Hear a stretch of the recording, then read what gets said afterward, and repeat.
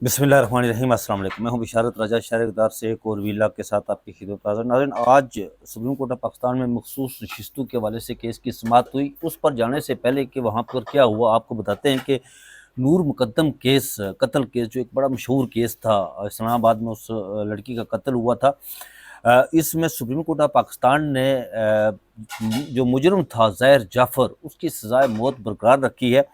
नूर मुकद्दम कत्ल केस को trial court ने सज़ाए मौत दी थी, हाई कोर्ट ने भी उसको बरकरार रखी थी, और ये case supreme court of Pakistan में आया था। सुप्रीम कोर्ट ऑफ पाकिस्तान ने इस केस को उस सलमान सफदर, बैरिस्टर सलमान सफदर थे, वो मुजरम ज़ाहिर जाफ़र की तरफ से वकील अदालत के सामने पेश हुए।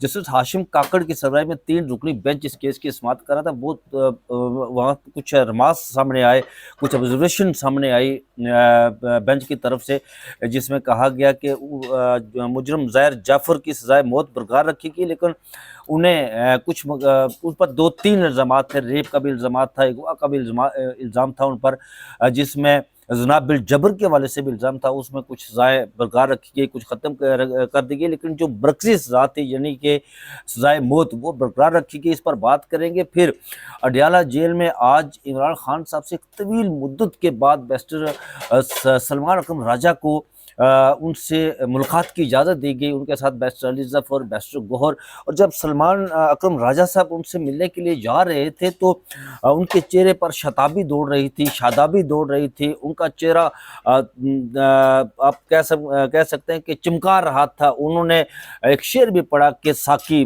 कुछ मिला दिया, पता नहीं अब अंदर जाएंगे तो फिर क्या होगा। बहरहाल ये एक अहम पेशरफ्त है। उसके बाद इस्लामाबाद की एक अदालत ने इमरान खान साहब को बुलाया है, हाज़िर होने का कहा है कि वो 17 जून को हाज़िर। उन तमाम चीज़ों पर बात करेंगे, लेकिन सबसे पहले मैं आपके सामने, मेरे साथ मुझे ज्वाइन करेंगे सोहेल रशीद साहब।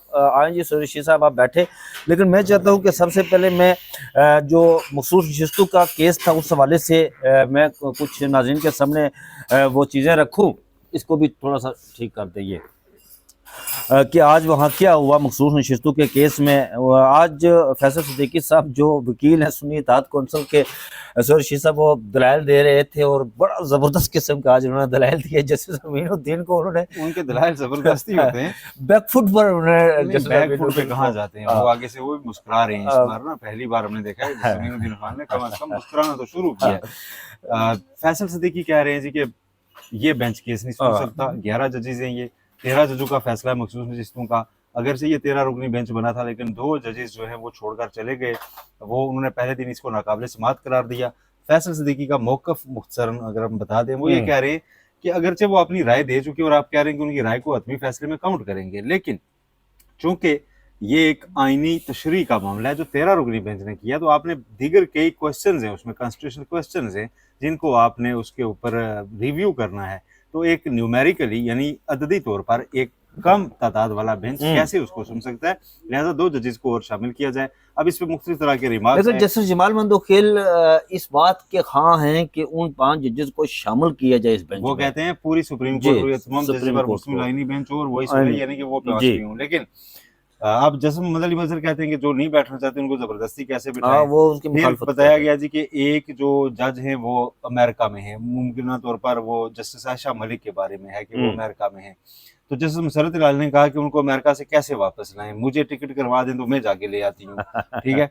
तो फिर हामिद खान ने ये कहा है कि आप ऐसा करेंगे, इस केस को मुलतवी कर देना, इस सुप्रीम कोर्ट में 1200 तो कदर के मुकदमात पड़े हुए हैं, वो निपटा लें, उनकी समाअत हो रही, आप इसी केस के पीछे क्यों पड़े हुए हैं, इसको इल्तवा में रख लें। हामिद खान ने कहा कि जब तक 26वीं आईनी तरमीम का कम अज़ कम फैसला नहीं होता, इसको मुलतवी कर दें, इंसाफ का तकाजा ये है। लेकिन उसके ऊपर कोई बहुत ज़्यादा इंक्लाइंड मुझे बेंच लगा नहीं है। बहरहाल कल अब जो एतराज़ात की दरखास्त है उन पर कल भी आमन खान साहब दलाइल देंगे। मखसूस नशिस्तों की हद तक मेरा ख्याल है यही है।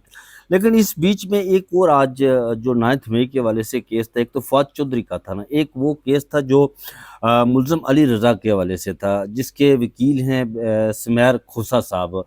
وہ جسٹس ہاشم کی سربراہی میں اس بینچ اس کیس کی سماعت کر رہا تھا، تو جسٹس ہاشم نے یہ کہا کہ سمیر کھوسہ جو وکیل ہیں علی رضا کے، انہوں نے کہا کہ پہلے بھی 4 مرتبہ یہ کیس ملتوی ہو چکا ہے، ملزم کے خلاف کیس کس نوعیت کا ہے، یہ جسٹس ہاشم کاکڑ نے پوچھا۔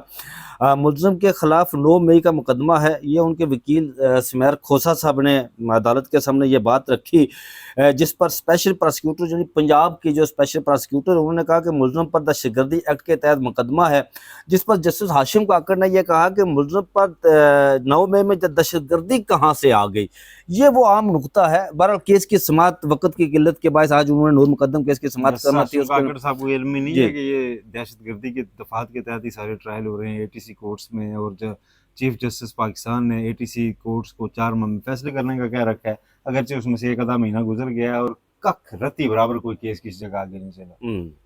وہ تو فواد چودھری والے کیس میں انہوں نے کہا تھا نا کہ صبح 4 مہینے کا وقت یہ عذاب بن گیا، تو انہوں نے کہا تھا کہ ہم آپ کی اس عذاب سے جان چھڑائیں گے، یہ بات انہوں نے جیسا ہاشم کاکڑ نے کی تھی، یہ آج اس کیس کی تھی۔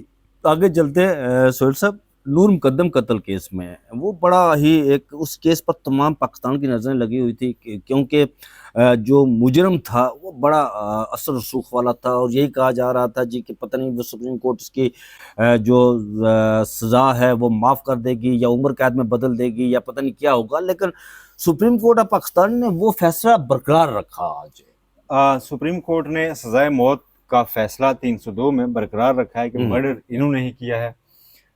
ریپ میں ان کو جو ہے نا رعایت دی گئی ہے، اس میں سزائے موت کو تبدیل کیا گیا عمر قید میں۔ اغوا پر سپریم کورٹ نے اسے کہا کہ یہ اس میں بھی رعایت دی گئی ہے، اس میں بھی 10 سال کے بجائے 1 سال کر دی گیا۔ پھر ان کے جو چوکیدار اور مالی تھے انہوں نے جتنی سزا کاٹ لی، سپریم کورٹ نے کہا اتنی ہی کافی ہے، یعنی 4 سال سے وہ اندر ہیں اگر، تو بس اس کے بعد ان کی جو 10 سال قید تھی اس کو ختم کر دیا گیا ہے۔ سزا یافتہ وہ رہیں گے، بری نہیں ہوئے، لیکن جتنی قید ہو گئی اتنی کافی ہے۔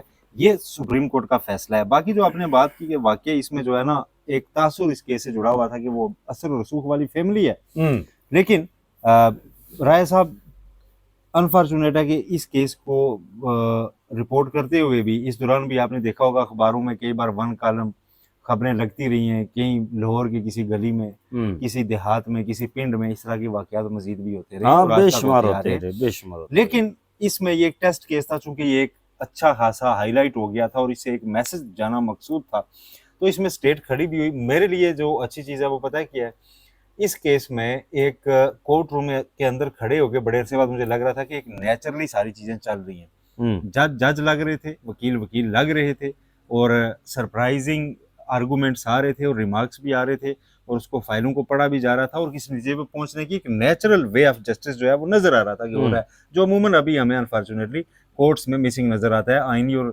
سیاسی کیسز میں بالخصوص، جہاں پہ آپ پہلے دن جا کے جج کر سکتے ہیں کہ یار اچھا نہیں یہ ریشو ہے تو اس کیس کا فیصلہ کیا نہیں، یہاں وہ نہیں تھا۔ یہاں پہ پورا اس کو ایویڈنس کو پرکھا گیا ہے اور اس سزا کو برقرار رکھا گیا ہے۔ اب ریویو کا آپشن ان کے پاس اگرچہ باقی ہے، اور پاکستان میں کوئی ایسا سزائے موت کے اس کے اوپر عمل نہیں ہو رہا فی الحال، لیکن اس کے باوجود ظاہر جعفر جو ہیں ان کے لیے یہ ایک سیٹ بیک ضرور ہے کہ وہ اگر کسی سطح پہ سمجھتے تھے کہ وہ اس سے نکل پائیں گے، تو یہ جو بڑا اچھا ایک ہوا ہے کہ نہیں بھائی انصاف ہوا ہے، اور اس میں سپریم کورٹ نے اس انصاف کو برقرار رکھا ہے، اور اب نور مقدم کے جو وہ مجرم تھے ان کو سزا جو ہے وہ ملے گی۔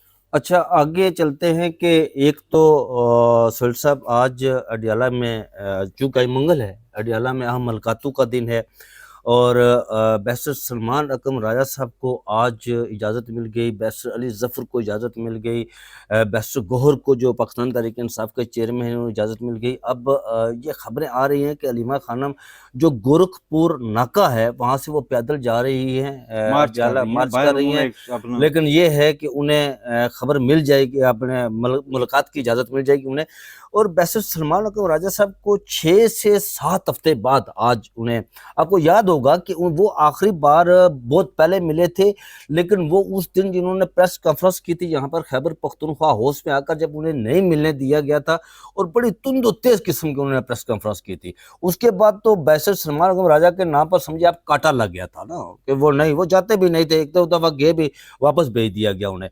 تو اب آج انہیں جب یہ ساری خبریں آ رہی ہیں کہ कोई 6 मई को मुलाकात भी हुई है उनकी इमरान खान साहब से, किसी ख़ास शख्सियत की। फिर आपने देखा होगा कि गुज़श्ता रोज़ फैसल वावड़ा साहब भी तनकीद के निश्तर जो है वो नून लीग पर चला रहे हैं। बड़ी ज़बरदस्त किस्म की उन्होंने तनकीद की है। अब ज़बरदस्त कह सकते हैं या जो कुछ मर्जी कहें, लेकिन फिर उधर से जवाब भी आया, उन्हें ज़हनी मरीज़ करार दे दिया गया फैसल वावड़ा को।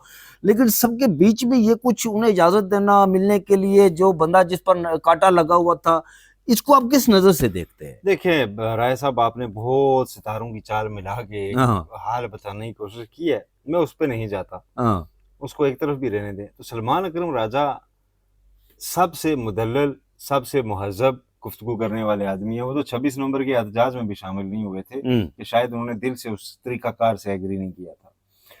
तो उनको कांटा लगाने का मुझे तो पहले वो मकसद समझ नहीं आता था। खबर ये अपने आप में जरूर बड़ी है कि इतने अरसे बाद उनको मिलने दिया जा रहा है।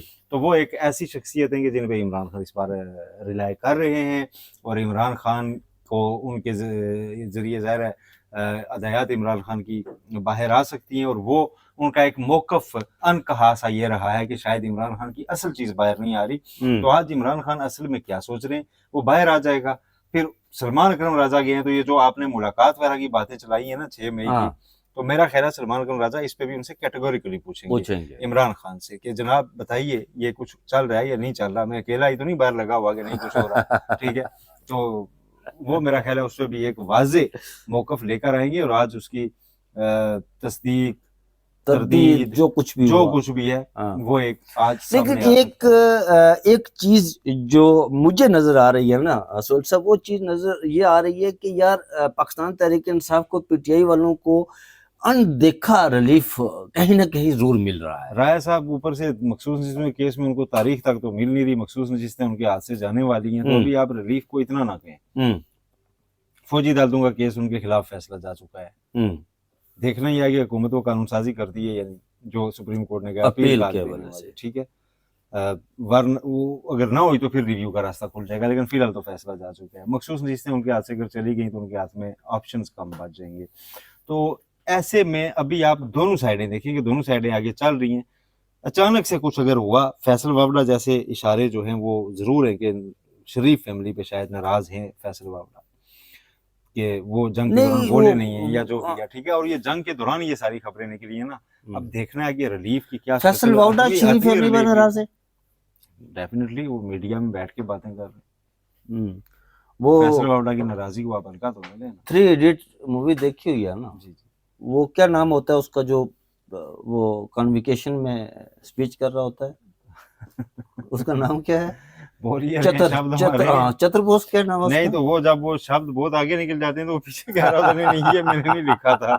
ठीक है, तो बात साहब वहां निकल जाते हैं कि आप ये नहीं कह सकते, फिलहाल इसको खुद कहेगा नहीं मैंने नहीं लिखा। लेकिन जो ये है कि इसको बड़ा लाइटली न लें आप, क्योंकि जो जंग के बीच में नवाज शरीफ की खामोशी थी, मरीम नवाज का जो किरदार था, इसको आप लाइटली न लें कि ये जो फैसल वावड़ा ने बात की है वो अपनी तरफ से या की है या फलानी तरफ से की है।